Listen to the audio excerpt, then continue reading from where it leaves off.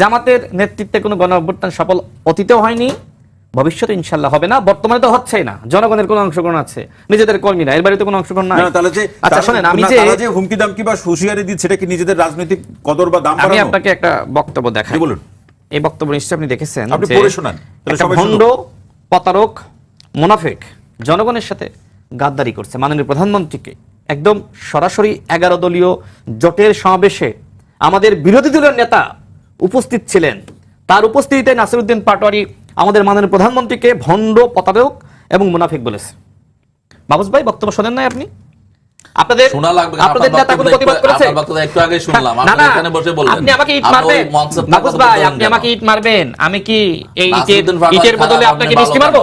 না না, আপনি আমাকে বলেন, আপনি আমাকে ইট মারবেন, আমি কি আপনাকে মিষ্টি মারবো? নিশ্চয় আমি পাটকেল মারবো। আমরা যদি খাম্বা বলি, আমরা যদি পার্সেন্টেজ বলি, তখন আমরা তো খুব ভালো লাগবে। আপনি খাম্বা পার্সেন্টেজ কার বলবেন? আপনারা তো আয়ের 5% আপনারা নেন, চাঁদাবাজি করেন ইসলামের নামে। আপনারা মানুষের ইসলামের নামে তো দেখে দিন, কর্মীদেরকে বিভ্রান্ত করে আপনারা বলেন যে বাইতুল মালের চাঁদা আগে নাকি তোমার বউয়ের চিকিৎসা আগে। আপনারা বলেন যে তারপরে কোরআনের আয়াত আপনারা পাঠ করেন, আপনারা ইসলামের নাম ভাঙিয়ে চাঁদাবাজি করতেছেন। তো কারে আপনি পার্সেন্টেজ বলেন? আচ্ছা শুনেন, আপনাদের যে সময় ডাক্তার শফিকুর রহমানের উপস্থিতিতে নাসিরউদ্দিন পাটোয়ারি প্রধানমন্ত্রীকে ভণ্ড, প্রতারক, মুনাফিক বলেন, সে সময় কি তিনি একটু প্রতিবাদ করতে পারতেন না? আজকে রাশেদ খানের কথা শুনে আপনি মানে তেলে বেগুনে জ্বলে উঠেছেন। এটি কি নাসিরউদ্দিন পাটোয়ারি বলে না বলানো হয়? বলানো হয়। ডাক্তার ডক্টর শফিকুর রহমান ভুল হয়ে যায়, চিকিৎসক তো ডাক্তার শফিকুর রহমান, তিনি তো এগুলো এনজয় করেন। দেখেন ওই যে মানে টক শোতে এসে ব্যারিস্টার শাহরিয়ার কবির তিনি বলেন যে 71-এ কোনো মুক্তিযুদ্ধ হয়নি, দেশ স্বাধীন হয়নি। তো এনসিপি সম্পর্কে অনেক কথা বলেছিল যে এনসিপি মূলত ভারতের টাকায় নাচতেছে, একটা বক্তব্য দিয়েছিল, এবং এনসিপি কে বিদায় দেওয়ার সময় হয়ে এসেছে। সেই স্বাধীনতা বিশ্বাস করে না, দেশকে বিশ্বাস করে না, দেশ বিরোধী একজন ব্যক্তি, তাকে 11 দলীয় জোটের সমাবেশে বক্তব্য দেওয়ানো হয় এবং তিনি দেশের বিরুদ্ধে বক্তব্য দেন, স্বাধীনতার বিরুদ্ধে বক্তব্য দেন, 71-এর বিরুদ্ধে বক্তব্য দেন। তার মানে কি জামাত ইসলাম নিজেরা তো বলতে পারে না, সমস্যা তো আছেই, তাই না? সুতরাং এই ব্যারিস্টার শাহরিয়ার কবিরদের দিয়ে বলাই, ডাক্তার শফিকুর রহমান তো নিজে বলতে পারেন না, নাসিরউদ্দিন পাটোয়ারিকে দিয়ে আমাদের মাননীয় প্রধানমন্ত্রী সহধর্মিনী তার কন্যাকে নিয়ে গালিগালাজ করান। এখন আপনারা ইট মারতেছেন আর আমি মিষ্টি মারবো, এটা প্রত্যাশা করেন না।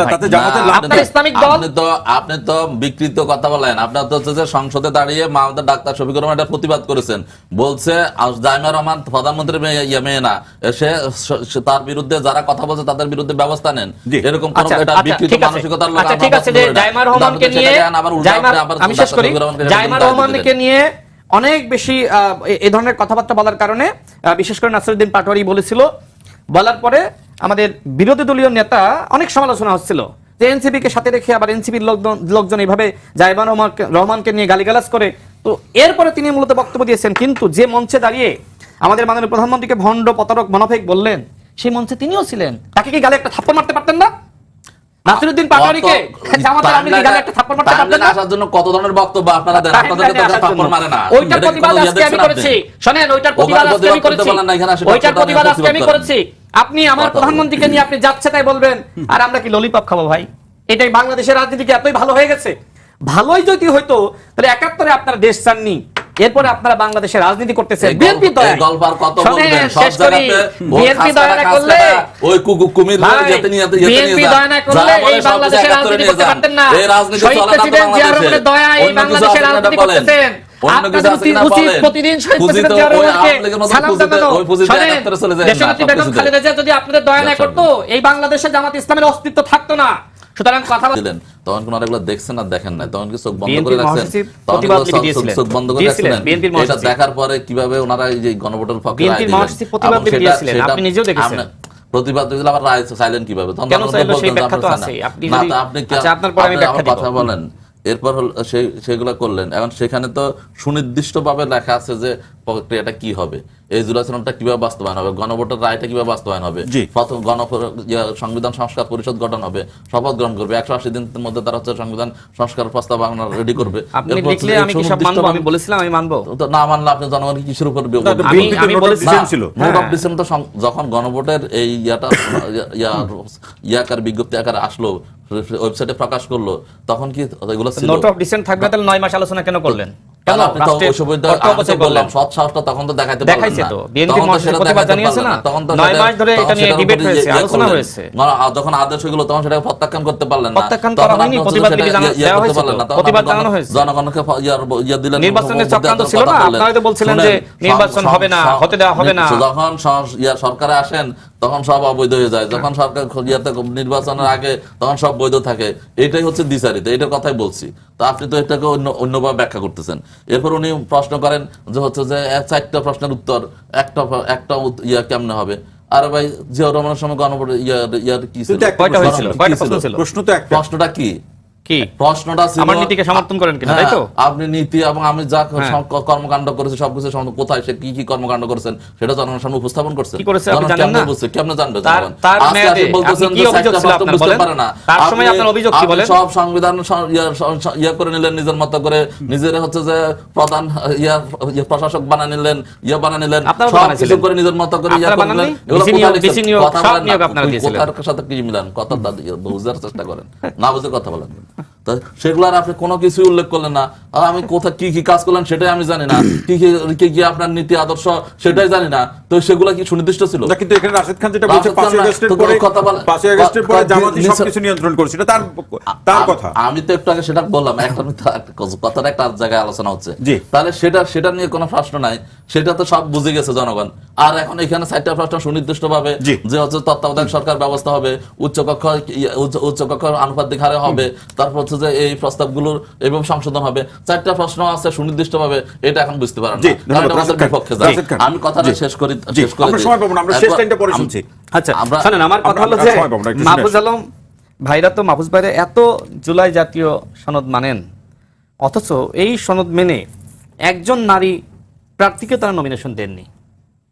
তাহলে তারা যে আসলে কতটুকু জুলাই জাতীয় সনদ তারা তো ধারণ জোট থেকে করে, দিয়েছে, জামাত থেকে না দিক, জোট থেকে তো দিয়েছে। আপনি দিবেন না কেন? আপনি তো জুলাই জাতীয় সনদ মানেন, আপনি বলছেন যে মানে আমরা আমাদের নোট অফ ডিসেন্ট আগেরটা- স্যাক্রিফাইস করেছি। আগেরটা অপরাধ, আপনি পরেরটা নোট অফ অপরাধ। Dissent, note of dissent sacrifice বাস্তবায়ন শেষ হলো না, করি। দেয় না কেন সেটা এখন আপনি প্রশ্ন। নোট অফ ডিসেন্ট আপনি জুলাই সনদ স্যাক্রিফাইস মানতেছেন করেন, না, আপনি অবজ্ঞা সেই করতেছেন, জুলাই জাতীয় সনদ মানুষকে আপনি ধোঁকা মানলেন না। দিলেন তার মানে কি ধোঁকাবাজি কে করেছে? ধোঁকাবাজি জামাত ইসলাম সর্বপ্রথম করেছে। আর জুলাই জাতীয় সনদ নির্বাচন থেকে বাস্তবায়নের পথে গিয়েছে বিএনপি, নির্বাচিত না হওয়ার আগেই বাস্তবায়নের পথে গিয়েছে। এটা হলো বিএনপি। কিভাবে এই যে মানে নারীদেরকে আপনার নমিনেশন দেওয়া, এটা তো একটা 5% অন্যতম। দেয় নাই, 3 প্রায় 3.5% 5% দিতে পারে না। আগে নির্বাচনে বাংলাদেশে 5% দিয়েছে। শোনেন, এটা কি নতুন করে বাংলাদেশে দিয়েছে? কত শতাংশ নারী রাজনীতি করে, যাদেরকে আপনার দিলে তারা ওই এলাকা থেকে পাশ করে বের হয়ে আসবে, সেটা যাচাই বাছাই করেই বিএনপি তাদেরকে দিয়েছে। এখন একজন রাজনীতির মাঠে একদমই ছিল না, হুট করে তাকে নমিনেশন দিলেই তো পাশ করে আসবে না। নানান বাস্তবতা তো বিএনপি তারা অবজারভার করেছে, তাই না? অবজারভেশন করেছে। সেই জায়গায় দেখেন বিএনপি তো তাও নারীদেরকে এই নমিনেশন দিয়েছে, জামাত ইসলাম একজনকেও দেয়নি। আমার কথা হলো যে আপনি মনে করেন যে যারা নারীরা এমপি হয় তারা নাকি ট্রফি, আপনার কাছে নারীর মূল্যায়ন এইটাই। তাহলে এই যে জামাত ইসলাম যাদেরকে এখন বসিয়েছে তারা কি ট্রফি? আচ্ছা শোনেন, ভাই যে কথা বললেন যে যদি জামাত এবং এনসিপি সরকারকে চাপে রাখার জন্য আন্দোলন করে তাহলে ঠিক আছে, হ্যাঁ আপনি যৌক্তিক সমালোচনা করেন, সমস্যা নাই। কিন্তু আজকে কি আপনার সমালোচনা ছিল? আজকে আপনি সরাসরি হরতাল, অবরোধ, জ্বালাও পোড়াও এই হুমকি দিয়েছেন। নাহিদ ইসলাম নিজেই বলেছে আমাদেরকে বাধ্য করবেন না হরতাল এবং অবরোধ কর্মসূচির ঘোষণা দিতে। মানে কি? মানে আপনি এক ধরনের পরিকল্পনা করেই রেখেছেন আপনি বিএনপির বিরুদ্ধে সামনে আন্দোলনে যাবেন। আচ্ছা সর্বশেষ বলি, সর্বশেষ হলো যে আমাদের আমির আজকে আবার নতুন ভাবে গণঅভ্যুত্থানের হুমকি, সরকার ফ্যাসিবাদ কায়েম করছে, সরকার মুনাফেক, সরকার প্রতারক, আপনি এই কথাগুলো বলছেন। আচ্ছা আমার প্রশ্ন হলো যে আপনি যে গণঅভ্যুত্থানের প্রতিনিয়ত হুমকি দেন, আপনার প্রধান কার্যালয়ের তালা বছরের পর বছর ধরে ঝুলছিল, খুলতে যাননি কেন? এত বিপ্লবী আপনার দলে। এই যে এখন শিবিরের যারা এখনকার নেতারা দাবি করছে আমরা গণঅভ্যুত্থানে এই করেছি সেই করেছি, আমরাই পলিসি দিয়েছি, তো ভাই সেই সময় বলে না কেন সেই পলিসি আমাদের, এই পলিসি আমাদের সর্বশেষ কথা হলো আমি দুজনকে সহযোগিতা আশা করি দুজনের জন্য সহযোগিতা হবে। সহযোগিতা হবে এভাবে, দুটা দল যদি উপলব্ধি করেন যে আমরা বালুর ট্রাক সরাতে পারিনি, আমরাও তালা খুলতে পারিনি, যে শেখ হাসিনা সরকার যদি থাকতো আমরা কেউ এখনো ধান খেতে অথবা কেউ পাট খেতেই থাকতাম, অথবা কারো কারো কিন্তু মৃত্যুদণ্ড হয়ে যেত। এই সংসদে কিন্তু দুই পক্ষে আছে, ঘুম থেকে ফেরত আসা লোক আছে, কিন্তু তাদের আচরণ অত্যন্ত জঘন্য হয়ে গেছে। গণঅভ্যুত্থান পরবর্তী সময়ে আমাদের রাজনৈতিক শিষ্টাচার একদম নষ্ট হয়ে গেছে। কিন্তু যারা এই ধরনের আচরণ প্রতিনিয়ত করতেছে তারা ভাবতেছে আমাদের আসলে এগুলো জবাব দেওয়ার কেউ নাই। যে কারণে আমাদের মাঝে মধ্যে আসলে বলতে হয়, আমরা আসলে বলা যায় যে এক প্রকার বাধ্য হই। দেখেন আমাদের মাহফুজ ভাই যে কথাগুলো বলছিলেন, আসলে তার কথার মধ্যে আমি কোনো যৌক্তিকতা খুঁজে পাচ্ছি না। তিনি যে জুলাই জাতীয় সনদের পক্ষে বলছেন এবং তিনি বলছেন যে বিএনপি জনগণের সাথে প্রতারণা করেছে, তিনি কি একটি বারের জন্য তথ্য উপাত্ত সহিত বলতে পারছেন যে এইভাবে আসলে বিএনপি জনগণের সাথে ধোঁকাবাজি করেছে, প্রতারণা করেছে? কিন্তু আমি তো অক্ষরে অক্ষরে লাইনে লাইনে আমি দেখিয়ে দিতে পারবো যে কিভাবে অন্তর্বর্তীকালীন সরকার বিএনপি সহ জনগণের সাথে এবং যুগপৎ আন্দোলনে আমরা যারা ছিলাম তাদের সাথে প্রতারণা করেছে, এমনকি জামাত ইসলাম এবং এনসিপির সাথে প্রতারণা করেছে। আমরা একটু আপনার কাছ থেকে পরে না, এই আলোচনাটা শেষ লাইন হলো যে বিএনপি কোনো প্রতারণা করছে না। নির্বাচনের আগেও বিএনপি বলেছিল আমরা স্বাক্ষরিত জুলাই জাতীয় সনদ বাস্তবায়ন করব, এখনো একই কথা বলছে, প্রতারণা করছে জামাত, মিথ্যাচার করে জনগণকে বিভ্রান্ত করে এখন মিথ্যাচার করছে জামাত ইসলাম এবং এনসিপি। অসংখ্য ধন্যবাদ মোস্তফা কামাল বাদশা। এই বিতর্কের শেষ কোথায়? এটি কি সংসদ বা এই টিভি আলোচনা বা বক্তৃতা সমাবেশের মধ্যেই থাকবে, নাকি আন্দোলনের তীব্র আন্দোলন কিংবা তীব্র আন্দোলন কোড আনকোড যেভাবে দেখি নমুনা মনে হচ্ছে যেটা নতুন একটা ধারা তৈরি হয়েছে এই অনুষ্ঠানে নেই, নাসিরউদ্দিন পাটোয়ারির কথা এসেছে, যে শব্দগুলো ওই শব্দগুলো আমি উচ্চারণ করতে চাই না। জি, তো নাসিরউদ্দিন পাটোয়ারি যদি 3 বার উচ্চারণ করে থাকেন, এই অনুষ্ঠানে আমরা মোটামুটি তার পিআরওর মতো করে 100 বার উচ্চারণ করে ফেলেছি শব্দগুলো। আমাদের বাঙালির সমাজে আমরা পারিবারিকভাবেও কিছু অভ্যস্ত থাকি যে মন্দ শব্দ অথবা মন্দ বাক্য যত কম বলা যায় অথবা যদি না বলে পারা যায়, কিন্তু আমরা দিব্যি কিন্তু উচ্চারণ করছি আজে বাজে শব্দগুলো। জি, তো একবার নাসিরউদ্দিন পাটোয়ারি উচ্চারণ করে উনি চলে গেছেন বা উনি এখানে নাই, উনি প্রসঙ্গও না, কিন্তু তার উদ্ধৃতি দিয়ে আমরা যথারীতি উচ্চারণ করে ফেললাম, অর্থাৎ শব্দগুলো মার্কেটিং করে ফেললাম। এই গেল একদিক। আচ্ছা, যখন এক পক্ষ আরেক পক্ষকে এত নোংরা মনে করছেন আর ওই শব্দগুলোও মনে করছেন, তো এক সময় কেন বললেন যে আমরা একই মায়ের 2 সন্তান? এই সন্তানদের এই অবস্থা ছিল, অথবা এই অবস্থা নিয়েই আপনারা ভাই ভাই হয়েছিলেন? জনগণ তো এই প্রশ্নবিদ্ধ হবে। প্রেক্ষাপট চেঞ্জ হয়েছে না? প্রেক্ষাপট হলে তো সম্পর্ক চেঞ্জ হয়ে যাবে। হ্যাঁ, তো সম্পর্ক তো চেঞ্জ হয়েছে, ডিক্টেটরশিপ দিয়ে ফেলেন। মাঝে মধ্যে আবার বুক মিলান কেন? একদিনও 3 বার বুক মিলান, 3 বার আবার গালমন্দ করেন, সেটা আবার কোন তরিকা? আরেক সিলসিলা নতুন। এটা গেল একদিক। আর 5 মাসের কথা আপনি যেটা বলছেন, সম্ভবত যারা বিএনপির বিরোধী পক্ষ তারাও স্বীকার করবে যে এই সময়ে এ সরকার ক্ষমতাটা নিয়েছে, ক্ষমতা নেওয়ার পর প্রধানমন্ত্রী যদি বলতেন, যেটা বঙ্গবন্ধু বলেছিলেন দেশ স্বাধীনের পরে, যে আগামী 3 বছর কিছু দিতে পারবো না, সম্ভবত এই প্রধানমন্ত্রী বলল বাংলার মানুষ সেটা মেনে নিতেন। অর্থনৈতিক অবস্থা এতই খারাপ ছিল বা এখনো আছে এই দেশের, ওই জায়গায় তো সরকার প্রাণান্তকর চেষ্টা করছে। আমরা সমালোচনা করছি, নানান সমালোচনা, ব্যর্থতার কথা আনছি, কিছু বিচ্ছিন্ন আজেবাজে ঘটনাও ঘটছে। এখনো কিন্তু বাজারটা মোটামুটি কাঙ্ক্ষিত পর্যায়ে না হলেও সহনশীল আছে। এটা কিন্তু চারটিখানি কথা না। আমাদের কূটনৈতিক পাইপলাইনগুলো আরো নতুন উচ্চতায় কিন্তু খুলছে। সরকার আইন শৃঙ্খলা পরিস্থিতি নিয়ন্ত্রণের সর্বসাধ্য চেষ্টা করছে, যা তা পরিপূর্ণভাবে এখন স্থিতিশীল হতে সময় লাগছে, পারছে না। হ্যাঁ, কিন্তু চেষ্টাটা অব্যাহত আছে। কিন্তু এই যে রাজনৈতিক স্থিতিশীলতার প্রশ্নে সরকারকে বেশি বেগ পেতে হচ্ছে। যদি সেই জায়গাতে 11 দলীয় যে জোট, তারা বলছে যে সরকার যদি গণঅভ্যুত্থান বা গণভোটের প্রসঙ্গ, জুলাই সনদ বাস্তবায়নের প্রসঙ্গে এখন যা বলছে, এটা যদি তারা না বলে বাস্তবায়ন করে, তখন আর এই বিষয়ের বিতর্ক থাকবে। কথাটা যদি সত্যি হয়ে থাকে, তাদের মনের কথা হয়ে থাকে, তাদের বক্তব্যগুলো পর্যালোচনা করলে তো তাই দাঁড়ায়, ইতিবাচকভাবে নেওয়া যায়। এই কারণে আমি 1 মিনিটে শেষ করে ফেলছি। তাদের নিয়তটা যদি এরকম থাকে যে সরকারকে একটু চাপে রাখি, সেটা অবশ্যই ভালো দিক। চাপে রাখলে ফল ভালো মেলে। কোন সরকার স্বৈরাচারী হওয়ার পেছনে বিরোধী দলের যে কি রকম উস্কানি থাকে অথবা প্রণোদনা থাকে যে আরো স্বৈরাচারী হোক, সেটা কিন্তু আমরা 17 বছর দেখেছি। বিগত আওয়ামী লীগ সরকারকে স্বৈরাচারী করার পেছনে, ফেসিবাদ করে তোলার পেছনে ওই সময়ের বিরোধী দলের কিন্তু একটা সিংহভাগ অবদান ছিল। এটা অস্বীকার করার কোনো সুযোগ নেই। আওয়ামী লীগের লোকেরা যখন কোন একটা বিরোধী দলকে সেই সময়ের আওয়ামী লীগ যেভাবে, ক্ষমতাসীন আওয়ামী লীগ সেই সময় যেভাবে হামলা মামলা চাপে রেখেছে, নির্যাতন নিপীড়ন করেছে, বিএনপি এবং জামাত এবং সরকারের যারাই সমালোচনা করত, এদের নাম তো বিরোধী দল ছিল না। আওয়ামী লীগ তো এদেরকে বিরোধী দল মনেই করেনি। সে মনে না করুক, কিন্তু যারা মাঠের বিরোধী দল কিংবা কার্যকরী বিরোধী দল তো বিএনপি আমরা ভাগ করে নিয়েছি। রাজপথের বিরোধী দল আর সংসদের বিরোধী দল। যারা সরকারে থাকেন তারা তো তাদের লেন্স দিয়ে অনেক কিছু দেখতে পান না। তো তখনকার যে সংসদের বিরোধী দল, অর্থাৎ প্রকারান্তরে গৃহপালিত বিরোধী দল, তারা ওই সরকারটিকে স্বৈরাচার করার পেছনে ব্যাপক অবদান রেখেছে। আর বিএনপি জামাতকে তো তারা কোনো দলে মনে করেনি, বরং ওই সময়ের একটা নমুনা ইদানিং আমরা গত কয়েকদিন ধরে দেখছি। আবার সেটা কেমন? ওবায়দুল কাদের খুব আফসোস করতেন প্রকাশ্য জনসভায় যে বিএনপিটা কিভাবে টিকবে, কিচ্ছু নাই, এটা নেতৃত্ব কে দেবে। বিএনপি একটু ভালো হবে যদি তারেক রহমানকে দল থেকে বের করে দেয়।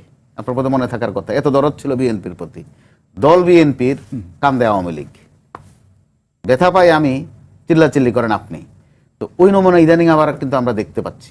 যদি বিরোধী দল এখন যে প্রকাশভঙ্গিটা করছে শুধুই যদি চাপ তৈরি করার জন্য হয়, ত্রুটি বিচ্যুতি ধরিয়ে দেয়, এটা মন্দ না। এর বাইরে অন্য কিছু কি দেখছেন আপনি? হ্যাঁ, দেখছি। কি সেটা? তারা আন্দোলন শব্দের কাছে খুব একটা যায় না, কমের পক্ষে হুঁশিয়ারি না, অভ্যুত্থান, মাঝে মধ্যে বিপ্লব, এগুলো কিন্তু আবার হাস্যকর। বিপ্লব কি হাতের মোয়া? কোথায় কথায় বিপ্লব? আর ভাই যুদ্ধ তো সারাক্ষণ ভালো লাগে না শুনতে।